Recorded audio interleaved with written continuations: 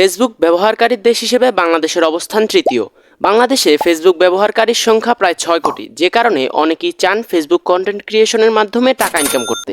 কিন্তু অনেকেই সঠিক নিয়মে ফেসবুক পেজ খুলতে না পারায় এবং পেজটি কিভাবে পরিচালনা করতে হবে তা সম্পর্কে না জানার কারণে অল্প সময়ের মধ্যেই কন্টেন্ট তৈরিতে নিরুৎসাহিত হয়ে পড়েন।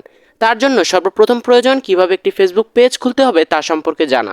আজকের এই ভিডিওটিতে আমরা এই বিষয় সম্পর্কেই বিস্তারিত জানব। তো চলুন শুরু করা যাক। প্রথমেই আমাদের ফেসবুক অ্যাপটি ওপেন করে নিতে হবে। এরপর 3 থেকে পেজ অপশনে আসব, তারপর ক্রিয়েট অপশনটিতে ক্লিক করব। এখানে সর্বপ্রথম আমাদের কন্টেন্টের টপিকের সাথে মিলিয়ে একটি সহজলভ্য এবং ইউনিক নাম সিলেক্ট করতে হবে।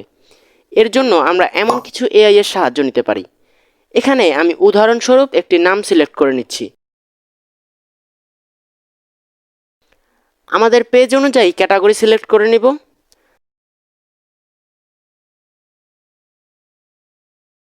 তারপর আমাদের পেজটি যদি বিজনেস পেজ হয়ে থাকে তাহলে উপরের অপশনটি, আর পার্সোনাল ইউজের জন্য হলে নিচের অপশনটিতে সিলেক্ট করব।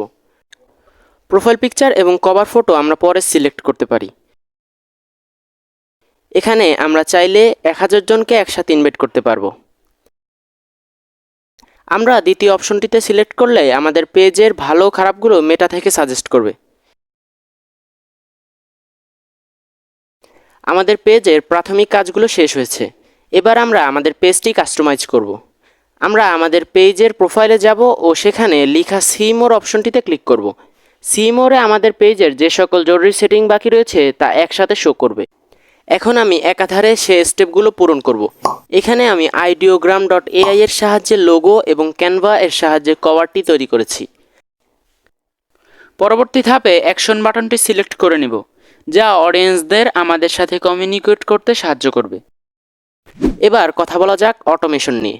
অটোমেশন আসলে কি? আমরা যখন কোনো একটি বিজনেস পেজকে মেসেজ করি তখন অপর প্রান্ত থেকে সাথে সাথে তার রিপ্লাই আসে।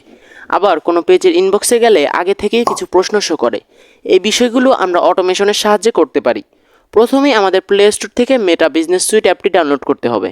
অতঃপর আমাদের ফেসবুক অ্যাকাউন্টটি লগ ইন করে নিব।